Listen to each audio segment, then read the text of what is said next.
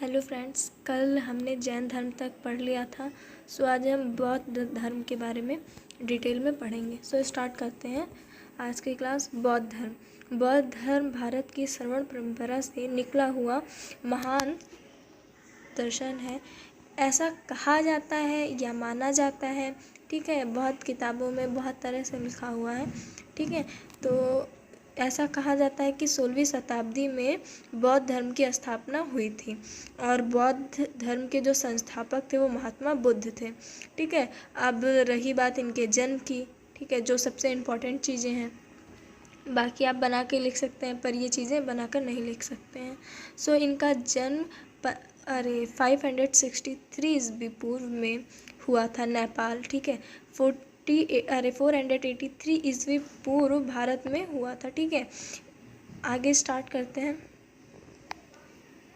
अगले 5 शताब्दियों में बौद्ध धर्म पूरे भारतीय उपमहाद्वीप में फैला। उपमहाद्वीप तो जानते होंगे बच्चे। ठीक है, गौतम बुद्ध का जन्म अभी मैंने आपको जस्ट थोड़ी देर पहले बताया है। ठीक है, 2 बार लिखा है, कोई प्रॉब्लम नहीं है। आप एक ही चीज़ कई बार पढ़ेंगे और जल्दी याद हो जाएगा। ठीक है, सो गौतम गोत्र में जन्म लेने के कारण वह गौतम बुद्ध कहलाए। ठीक है, जैसे किसी का नाम, कोई अपना सरनेम शुक्ला लगाता है, कोई गुप्ता लगाता है, कोई सिंह लगाता है। ठीक है, कोई क्षत्रिय। ठीक है, तो मतलब जो जिस गोत्र में, जिस धर्म में पैदा होता है वो लगाता है। ठीक है, तो ये गोत्र जन्म में ले लिए थे। ठीक है, इसलिए ये अपने नाम के आगे गौतम बुद्ध मतलब लगाते थे। इनके पिता का नाम, ठीक है, शुद्धोधन एक राजा थे। इनकी माता माया देवी ठीक है, कौली वंश की वो महिला थी। लेकिन बालक के जन्म लेने के बाद 7 दिन के अंदर उनकी मृत्यु हो गई। ठीक है, सो आगे चलते हैं। इसके बाद इनका पालन पोषण इनकी मौसी और राजा की दूसरी पत्नी रानी गौतमी ने की, और पहले राजाओं की 2-3 पत्नियां होती थी। ठीक है, सो इनकी माँ जब मर गई थी, ठीक है, तो इनका पालन पोषण राजा की दूसरी पत्नी यानी इनकी दूसरी माँ ने किया था। ठीक है, इस बालक का नाम सिद्धांत रख दिया गया। सिद्धांत बचपन में बहुत दयालु थे। दयालु मतलब बहुत सीधे स्वभाव के।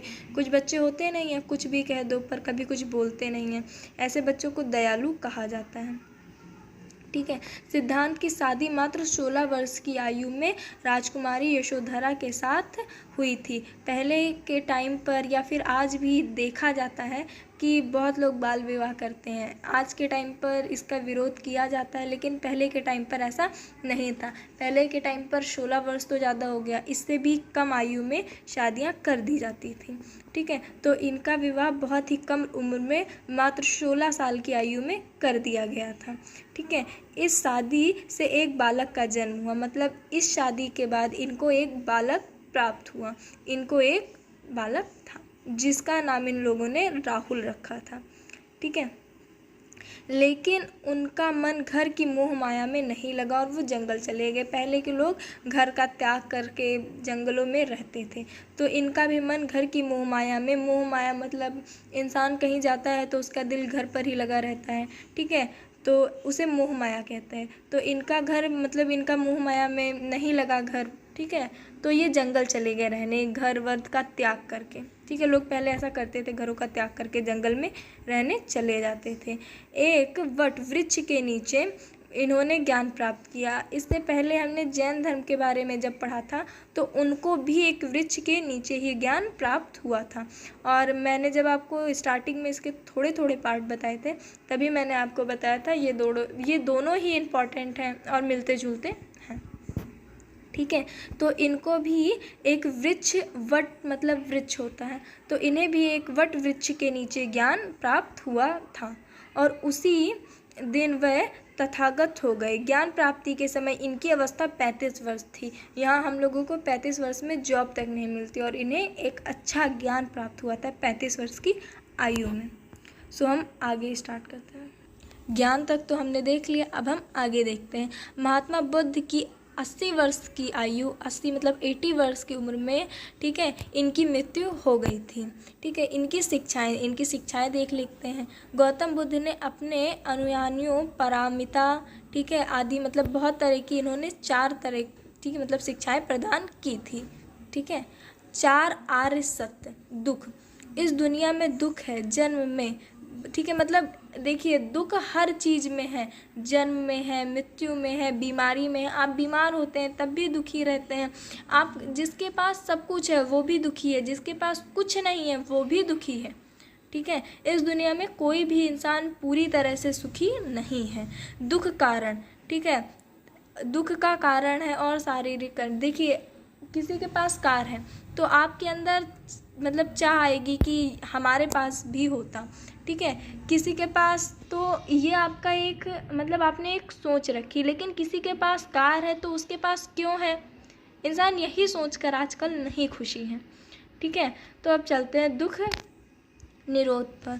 गौतम बुद्ध के अनुसार चौथा आर्य सत्य का आर्य अष्टांग मार्ग दुख निरोध पाना रास्ता। ठीक है, मतलब किसी से हमें कोई जलन ना हो और जो हमारे पास है, जो पास है वही पर्याप्त है। और इस दुनिया में पेट भरने के लिए बहुत कुछ है पर पेटी भरने के लिए कुछ भी नहीं है।